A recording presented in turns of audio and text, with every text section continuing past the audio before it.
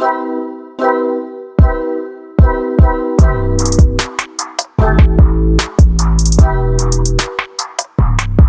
mother and a daughter shot and killed inside of their home in Stone Mountain early yesterday morning. Family members are still processing their grief, saying that they know the man who is charged with killing their loved ones. I am done.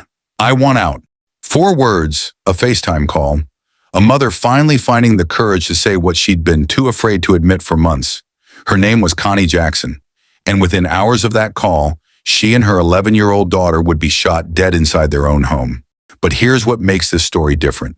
There were no bruises, no black eyes, no trips to the emergency room, nothing you could photograph, nothing you could prove in court. Just words, just control, just a man who couldn't stand the thought of losing her. Connie was the kind of person who made people feel seen. Her mother, Arielle, said she didn't have a hateful bone in her body. She could make just about anybody laugh. The type who always saw the good in people, even when they didn't deserve it. She had 2 kids, Arielle, her 11-year-old daughter, sweet and full of life, and Tristan, her 6-month-old son. Tristan's father was Roland Sukoo, her partner, the man she lived with in Stone Mountain, Georgia, and the man she was finally ready to leave. For months, maybe longer, Connie had been living under a different kind of violence. Not fists, not shoving, but something quieter, something harder to explain to people who've never experienced it. Verbal attacks, emotional breakdowns, the kind of torment that chips away at you until you don't even recognize yourself anymore. Her mother watched it happen. She saw the relationship go from manageable to suffocating. Things started getting out of hand the longer they stayed together. But every time Connie thought about leaving, she stopped herself. Why? Because of Tristan. She wanted her son to grow up with both parents. She wanted to keep her family together, and so she stayed. She endured the torment. She swallowed the pain. She kept hoping things would get better, but they didn't. And on that night, when Connie FaceTimed her mother and said those 4 words, Arielle knew. She knew this time was different. I knew she was serious, Arielle said later. I knew she had finally made up her mind to get out, to get away. But making up your mind to leave and surviving the decision to leave are 2 completely different things. Have you ever stayed in something toxic because you thought leaving would hurt someone else more than staying was hurting you? If you believe no one should ever have to choose between their safety and keeping their family together, hit that subscribe button right now. Because what happens next is exactly why silence around emotional abuse is so deadly. Welcome to True Crime Footprint, where we unveil the darkest mysteries and the most terrifying true crime tales. Kindly hit that like button, subscribe to this channel, and turn on the notification bell, so you never miss any of our new stories. Your support keeps these stories alive. Let's talk about something most people get wrong. When you hear domestic violence, what's the first thing that comes to mind? Probably a black eye, a split lip, someone showing up to work trying to hide the damage. But what if I told you the deadliest form of abuse leaves no marks at all? Connie's relationship with Roland didn't start violent, at least not in the way most people would recognize. There were no police reports, no hospital visits, no restraining orders, just a slow, calculated breakdown of who she was. Arielle watched her daughter change. The longer Connie stayed with Roland, the more things went sideways. The verbal attacks became routine. The emotional manipulation became normal. And Connie, being the kind of person who always saw the good in people, kept making excuses for him. She'd think about leaving. She'd get close, but then she'd look at Tristan, her baby boy, and convince herself to stay just a little longer. Because in her mind, a broken home was worse than a painful one. Here's what most people don't understand about emotional abuse. It doesn't leave scars you can see, but it builds a cage you can't escape. It convinces you that the problem is you, that if you just tried harder, loved better, stayed quieter, things would be okay. And then there was Arielle, her 11-year-old daughter, the one her grandmother called Mima, the one who watched her mother shrink under the weight of Roland's words, the one who wasn't his child, but lived in his house anyway. That detail matters, because what happened to Arielle wasn't an accident. It was a message, but we'll get to that. Right now, I need you to understand this. Connie wasn't weak. She wasn't naive. She was trapped in a relationship where the violence was invisible to everyone else, but suffocating to her. And the moment she decided to break free, that cage became a coffin. Because on that Friday morning, when police arrived at the townhome on Chatfield Drive in Stone Mountain, they found 2 bodies and 1 man still breathing. If someone you love is being emotionally torn apart every day, but there's no bruises, no broken bones, would you even know to step in? Now, if you're still not subscribed, I want you to do something for me. Go to the comments and tell me why. Tell me what I'm missing. Tell me what would make you hit that button. Because I'm genuinely curious. What's holding you back from content that could one day help you recognize danger before it's too late? 1:15 a.m. Friday morning, Stone Mountain, Georgia, DeKalb County Police get a call. Shots fired, Chatfield Drive, multiple victims. When they arrive, the scene is worse than anyone expected. Connie Jackson, dead, shot. Arielle Jackson, 11 years old, also dead, also shot. And Roland Sukoo, seriously injured, lying on the floor with gunshot wounds. At first, investigators think they're looking at a murder-suicide. It's the most common scenario when you find a domestic situation with fatalities and an injured partner. The assumption is usually that the shooter turned the gun on themselves after killing their victims. But something didn't add up. The ballistics didn't match. The wound patterns didn't support it. The forensic evidence pointed in one direction only. Roland Sukoo wasn't a victim. He was the aggressor. And so, while he lay in a hospital bed recovering from his injuries, DeKalb County filed charges. 2 counts of malice murder. You know what malice murder means under Georgia law? It means one of 2 things. Either you deliberately intended to kill someone, or you acted with such a cruel and reckless heart that the law considers it murder anyway. This wasn't a moment of rage. This wasn't a snap decision. This was calculated, and it was triggered by one thing: Connie's decision to leave. Think about that for a second.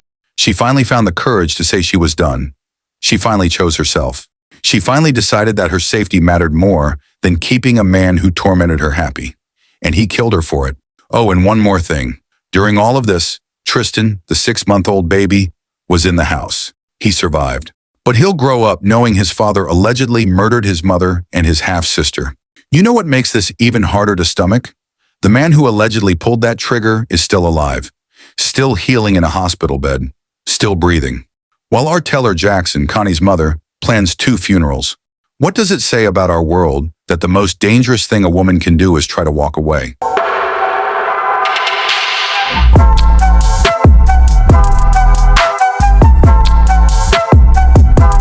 If this story is making you feel something, if it's making you think about someone you know or a situation you've seen, do me a favor, hit that like button. Share this video because the algorithm doesn't care about justice.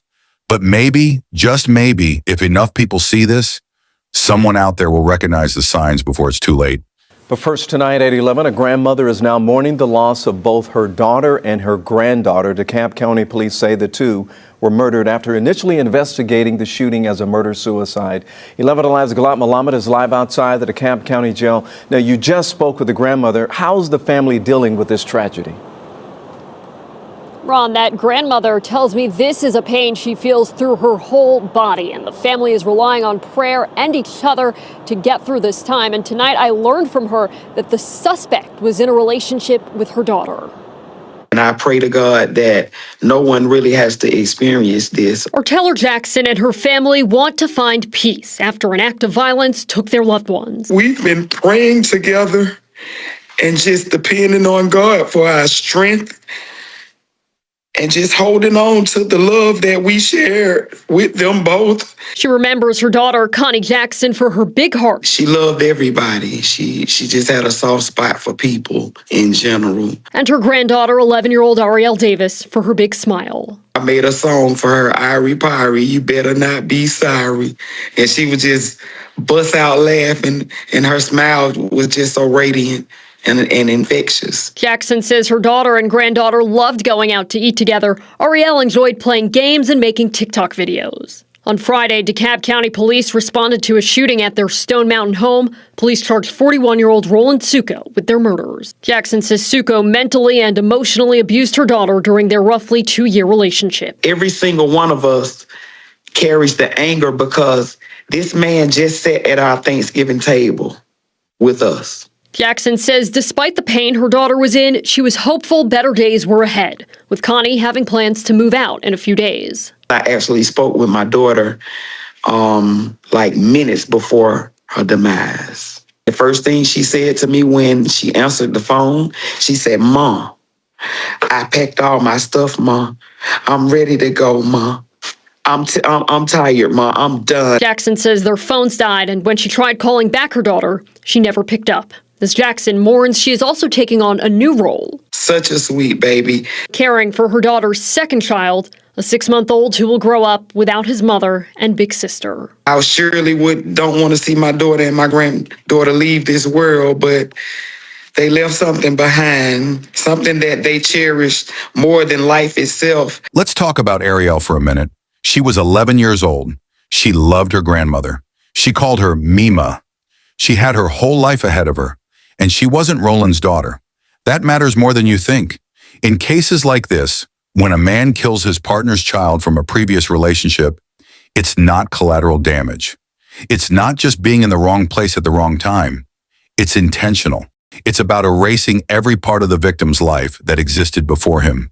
It's about punishing her in the most brutal way possible.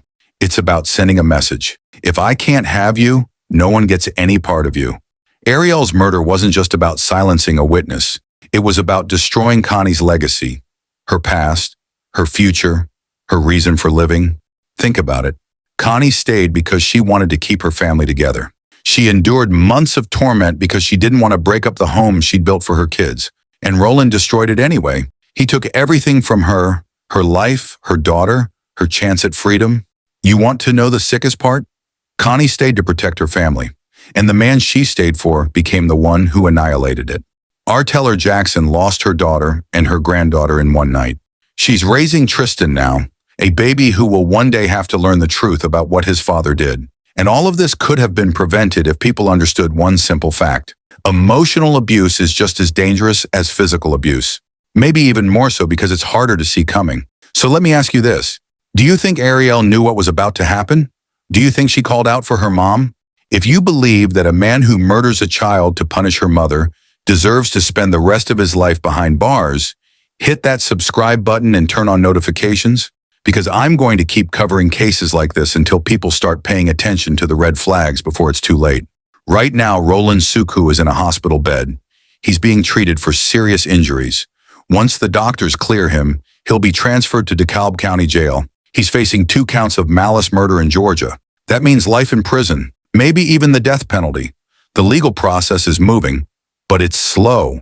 And that's the hardest part for Arielle Jackson. She's planning 2 funerals. She's caring for a 6-month-old baby. And the man who allegedly killed her daughter and granddaughter is still alive, still recovering, still breathing.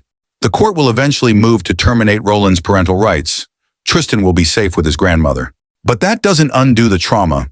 It doesn't bring Connie and Arielle back. And it doesn't change the fact that this was entirely preventable. Here's what you need to know.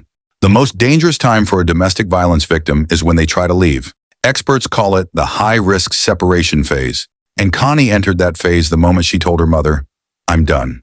That's the moment when abusers lose control. And when they lose control, they escalate. So what do you do if you're in a situation like Connie's? How do you leave without ending up like her?